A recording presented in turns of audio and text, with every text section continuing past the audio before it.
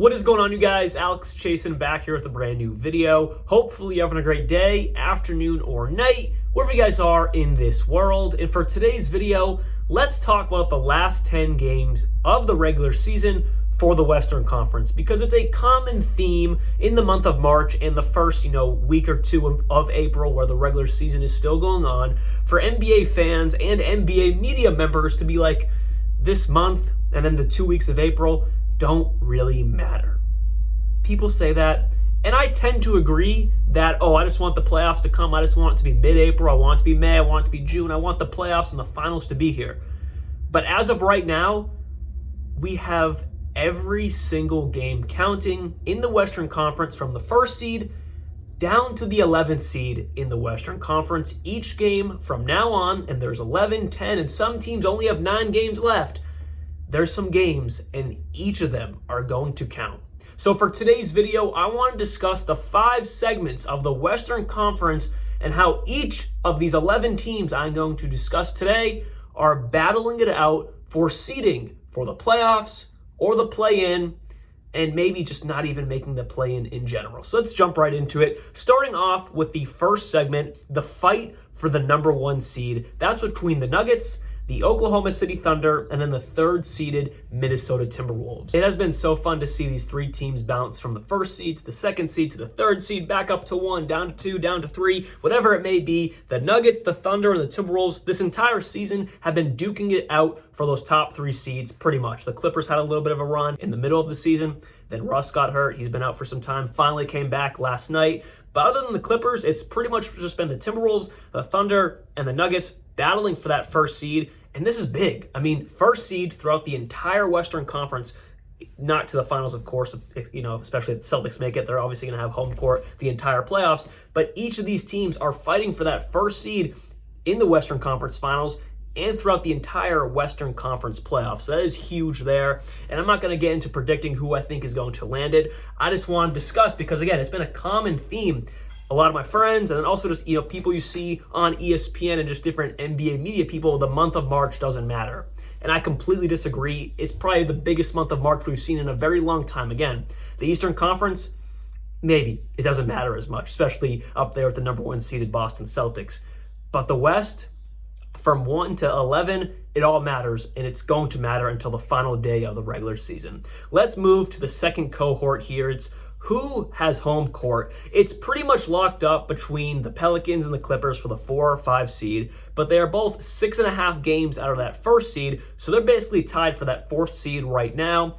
And I have on my paper here, I kind of have a dotted line where the Sacramento Kings, the Mavericks, and the Suns are under them. They're in a separate cohort, but I do have a dotted line there because there's a hypothetical scenario where the Kings, the Mavericks, or the Suns can sneak up to that 4 or 5 seed. Do I think it's going to happen?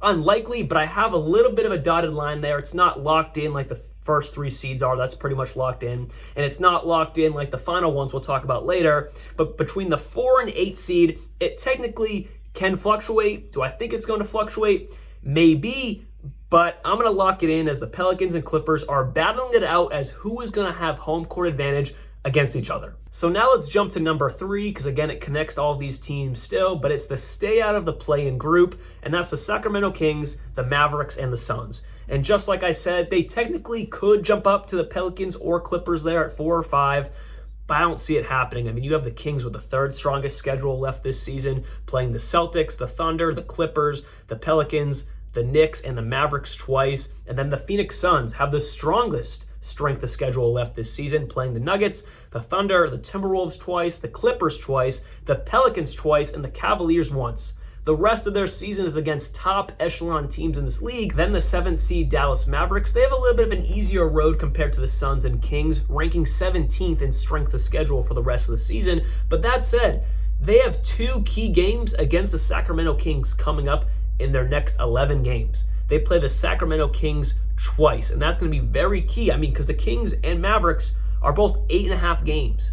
They're both tied for pretty much, the 6th or 7th seed in the Western Conference. They're both 42 and 29, but the Kings right now have the tiebreaker, which puts them outside of the play-in. Right now, the Kings are that 6th seed. The Mavs and Suns, they are in that play-in right now, so that's why I have the Kings in the stay out of the play-in zone. because they play the Mavericks twice. And those are going to be two crucial games. Again, the month of March and the first couple weeks of April really matter. When they usually don't, they matter more than ever right now because we could see the Mavericks or the Kings swapping based off who wins the matches against each other. I think that's so fun. Am I the only one? I think that's super entertaining. And if the script is script writing right now, it's making all 82 games count, and I'm for it. The fourth group I have is the Lakers. And in my notebook, I titled it just the Los Angeles Lakers because they're the only ones here. They're the 9th seed right now. They're 2.5 games behind the Suns, 3 games behind the Mavericks, and 3 games behind the Kings. And realistically, could they catch the Suns? The Suns do have the strongest strength of schedule yet. Yes, sure. But I just don't see it happening. They're kind of in a zone of their own where I think they're kind of locked in at that 9th seed. Now, it can change. There's around 10, 11, 9 games left for teams, so anything can change. And again, the Suns do have a strong schedule. Same with the Kings. They have a strong schedule. The Mavericks are around the middle of the pack, so it could fluctuate. But just based off how the Lakers are playing, and also I just saw that Woj tweeted LeBron James is out tonight against the Milwaukee Bucks. That I don't know. We'll see how that goes. But that's leaning towards possibly a loss for the Lakers if everyone is healthy on the Bucks side. It's just going to be really interesting to see. And I'm kind of leaning towards, that's why I have the Lakers as their own group here. They're kind of locked in as that 9th seed. They're a play-in team. I think that's really what they're going to be. I don't see them jumping up. And I don't see them dropping because the next group here is the battle for the 10th seed.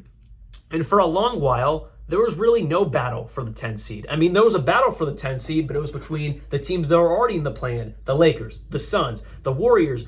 But as the Suns have gotten a little better, the Lakers have kind of solidified themselves as that middle 9th seed right there. The Houston Rockets are on an absolute tear. Ime Udoka has been instilling that defensive mindset he did in Boston into this young core with some vets, Fred VanVleet, so on and so forth, with some vets. He has instilled that same mindset into the Houston Rockets, and then now Jalen Green is turning into Kobe Bryant. I'm kidding. It's a meme. I'm just messing around. But no, for real, Jalen Green has been balling out of his mind, playing absolutely amazing. He's playing how we kind of thought he could, but it's just taken a while to get there. Can he keep it up? That's the question. But the Houston Rockets have arrived, and is it too late? No, it's not too late. They are 0.5 games out of that 10 seed. The Golden State Warriors have been struggling as of late, losing 2 in a row. The Houston Rockets are on a 9-game winning streak, led by Jalen Green and his efforts. And let's not forget, they are doing this without Alperen Şengün, their number 1 star, baby Jokic, baby Sabonis. Yes, they're doing it without Şengün. And it's very entertaining to watch, and I want the Houston Rockets to beat the Warriors. That's a bias of mine as a Celtics fan. They beat the Celtics in the finals. But realistically, as the Warriors are kind of slowing down a little bit, struggling a little bit, never really finding their true path this season, the Houston Rockets are heating up at the right time, and I think they can steal that 10th seed. So that's why I have the 10th seed battle between the Golden State Warriors and the Houston Rockets as my final group to discuss today. So hopefully you guys did enjoy this video, and it's going to be quite interesting to see what happens in the next few weeks of the regular season. Like I said, there's 11 games, 10 games, and some teams only have 9 games left of the regular season. I feel like the season just started. I don't know where the time has gone. But who is going to be that 10th seed? The Rockets, the Warriors, the Lakers locked in at 9. Who is kind of in that middle there of who's going to get out of the play-in? And then who's going to get home court? The Clippers or the Pelicans? And then who is going to get that first seed in the Western Conference? A bunch of questions that are going to be answered in the next few weeks. Hopefully you guys did enjoy this video. I'll be back very, very soon. And like always, peace out.